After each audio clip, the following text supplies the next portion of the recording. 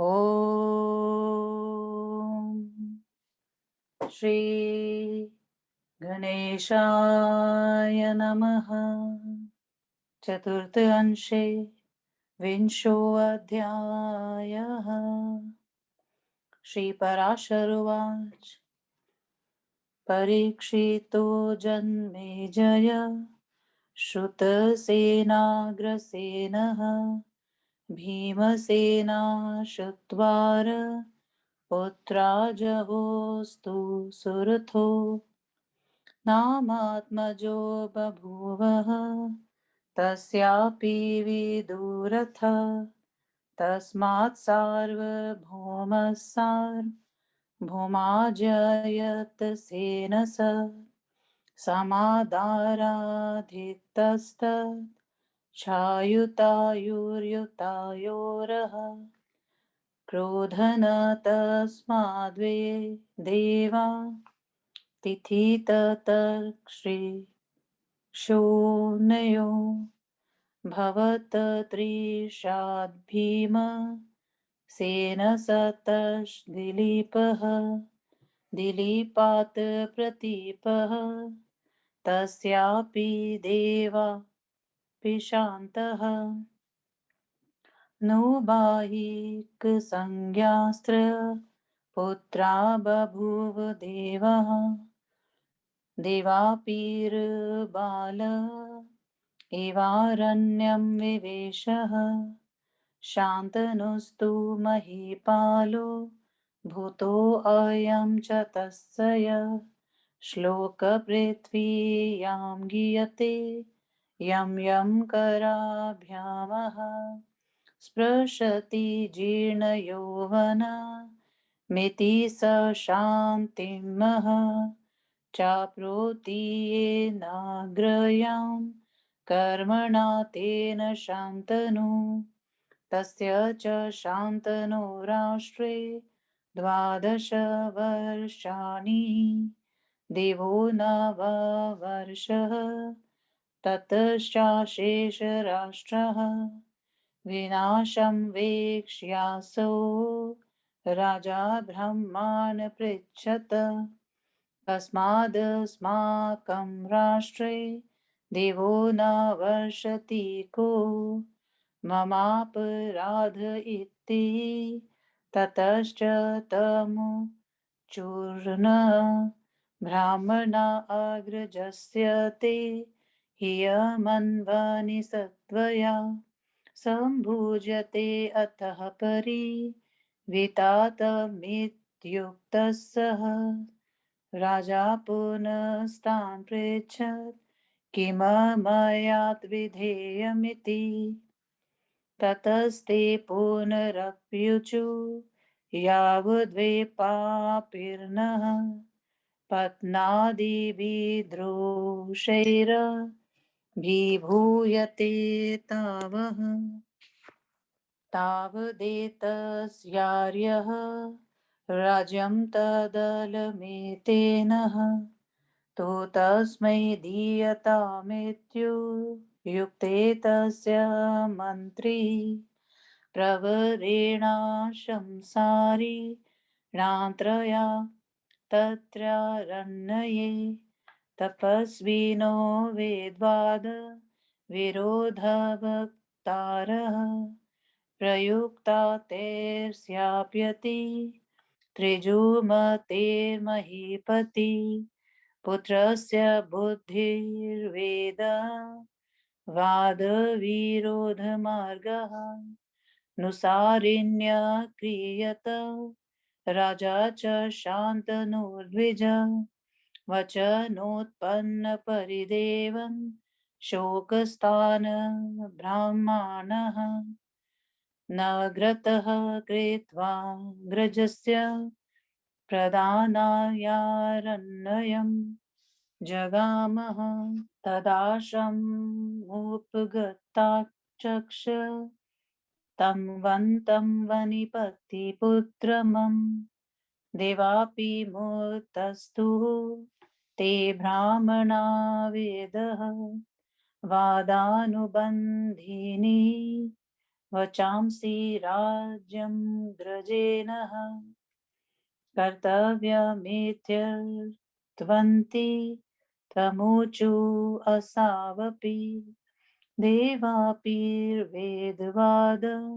विरोधयुक्तिदूषित अनेक प्रकारमा तनाः तत्स्तेयः ब्राह्मणा शान्तनुमुचु आगच्छ हे राजन् मत्राति निर्बन्धेन प्रशान्त एवासावना वृष्टिदोषपतितोय यमनादिकाल्महित वेदवचनदूष्णोच्चारणात् पतिते चाग्रजे नैव ते परिवेतत्वं भवतीत्युक्तशान्तनुसव पुरमागम्य राजम्य करोत् वेदवादः विरोधवचनोच्चारं दूषिते च तस्मिन् दिवापोत्तिष्ठयपि ज्येष्ठभातृखिलः सस्य निष्पत्त्यैव वर्ष भगवान् पर्जन्य बाहिकात् सोमदत्तः पुत्रो भूत सोमः दत्स्यापि भूरि भूरि श्रवशल्यसंज्ञास्त्रया पुत्रा बभूवुषान्तनोरा पयमर्णघामः जाहव्यामुदा कीर्ति शेषशास्त्रार्थविदिशम पुत्रो भूत सत्यवत्यां च चित्राङ्गदविचित्रः वीर्यो द्वौ पुत्रावुत्पादयामास शान्तनु चित्राङ्गस्तु बालैव चित्राङ्गदैनेव गन्धर्वेणाहवे निहतविचित्रया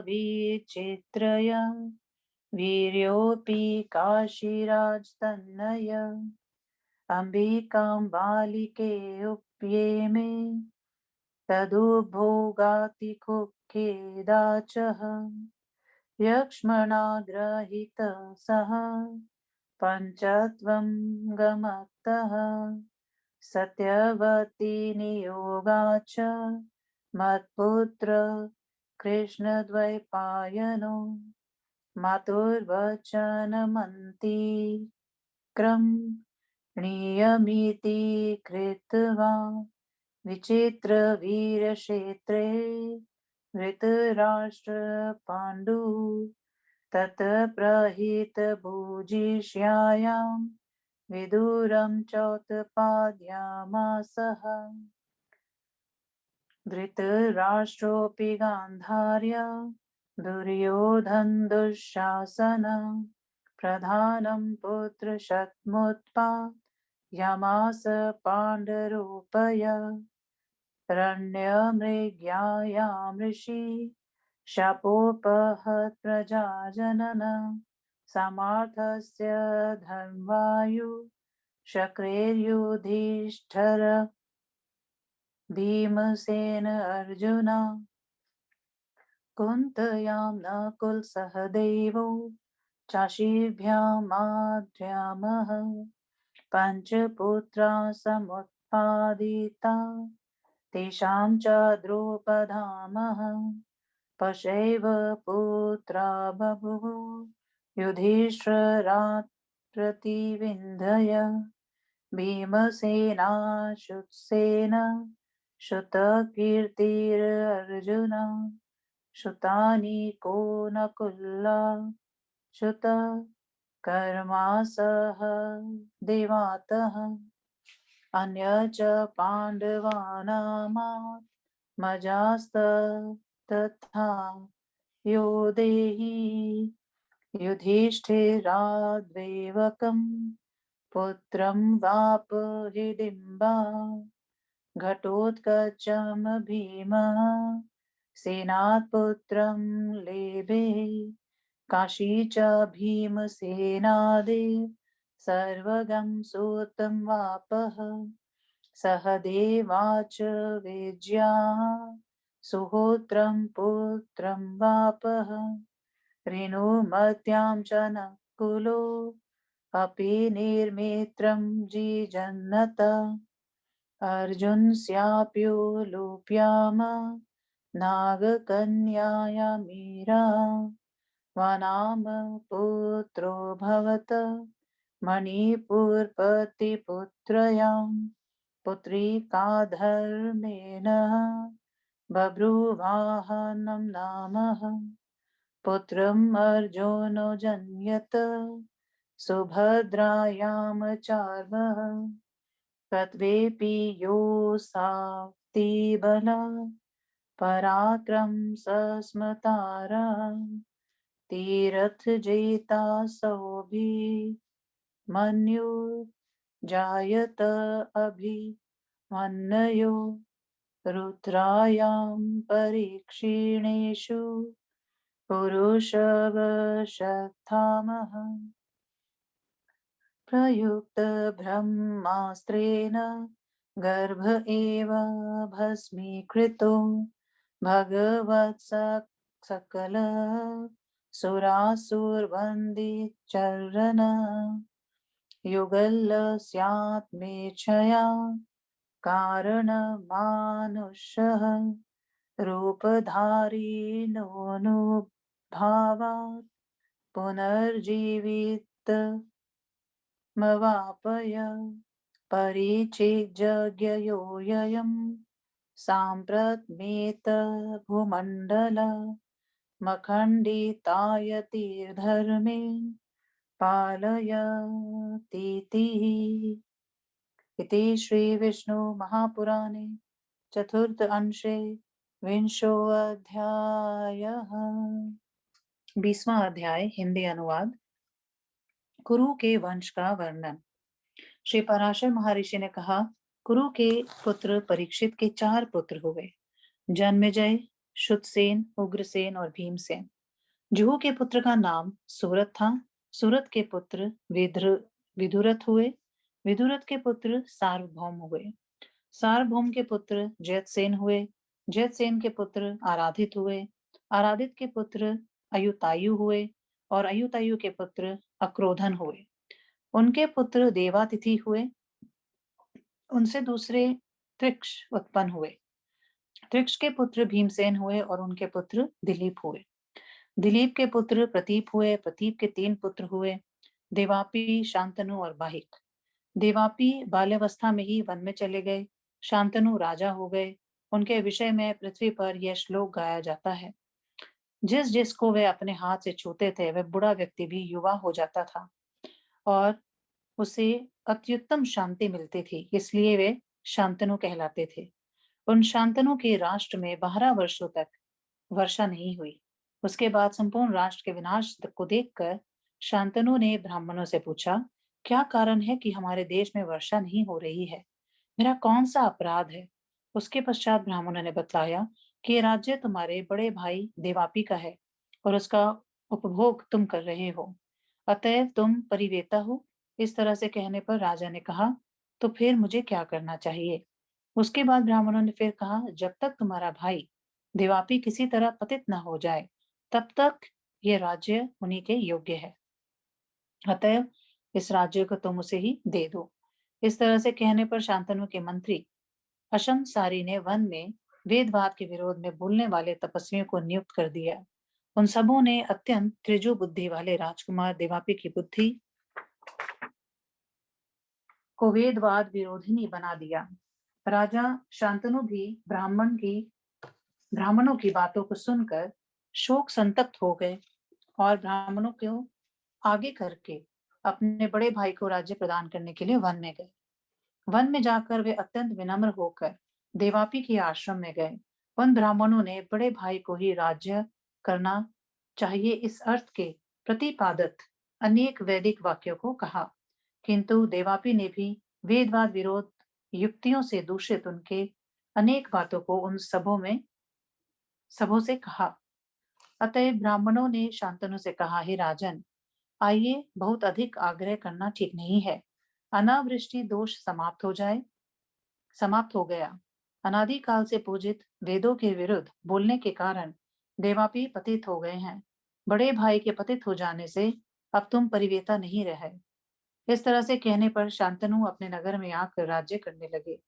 वेदवाद विरोधी वचन का उच्चारण करने के कारण देवापि के दूषित हो जाने से बड़े भाई के रहने पर भी संपूर्ण सस्यों की उत्पत्ति के लिए वर्षा हो गई। वाहिक के सोमदत्त पुत्र हुए। सोमदत्त के भी 3 पुत्र हुए, भूरी, भूरिश्रवा, शल्य। शांतनु के भी देवनंदी, गंगा से अतिशय यशस्वी, सभी शास्त्रों के ज्ञाता भीष्म पुत्र हुए। शांतनु ने सत्यवती नामक पत्नी से चित्रांगन और विचित्रवीर्य नामक 2 पुत्रों को उत्पन्न किया। चित्रांगन को तो बचपन में ही चित्रांगन नामक गंधर्व ने युद्ध में मार दिया। विचित्र वीर्य की काशीराज की अंबिका तथा अंबालिका नामक 2 पत्नियां हुई। उन दोनों में अत्यंत आसक्त होने के कारण खिन्न हो जाने से विचित्र वीर्य यक्षमा नामक रोग से ग्रस्त हो गए और मर गए।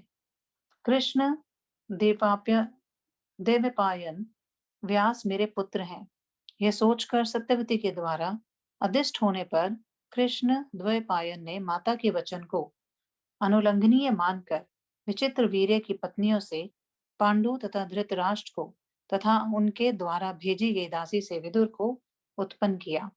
धृतराष्ट्र ने भी गांधारी से दुर्योधन इत्यादि 100 पुत्रों को उत्पन्न किया।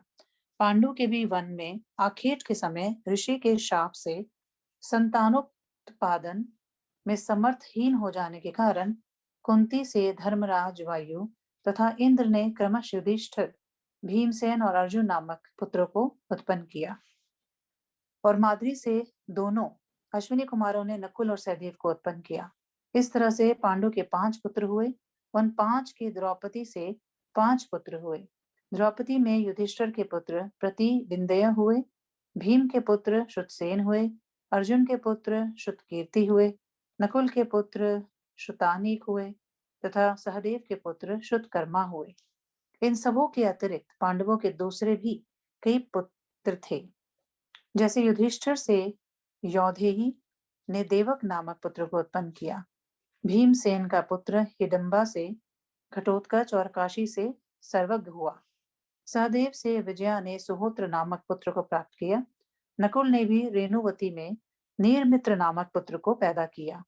अर्जुन का भी नाग कन्या उलुपी में इरावन नामक पुत्र हुआ।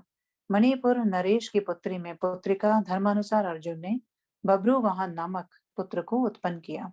सुभद्रा में अर्जुन का अभिमन्यु नामक पुत्र हुआ, जो बाल्यावस्था में अत्यंत बल एवं पराक्रम से संपन्न तथा समस्त शत्रुओं को पराजित करने वाला था। अभिमन्यु का उत्तरा में परीक्षित नामक पुत्र उत्पन्न हुआ, जो कुरु वंश के विनष्ट हो जाने पर अश्वत्थामा द्वारा छोड़े गए ब्रह्मास्त्र से गर्भ में ही भस्म हो गया था। किंतु समस्त देवताओं तथा असुरों द्वारा वंदित चरण वाले, अपनी इच्छा मात्र से मनुष्य शरीर धारण करने वाले श्री भगवान के प्रभाव से पुनर्जीवित हो गया। इस समय वह संपूर्ण भूमंडल का अत्यंत धर्म पूर्वक प्रशासन कर रहा है। इस तरह से श्री विष्णु महापुराण के चतुर्थ अंश के 20वें अध्याय का श्री प्रसाद द्विवेदी श्रीधराचार्य कृत हिंदी अनुवाद संपूर्ण हुआ। ओ नमो भगवते वासुदेवाय।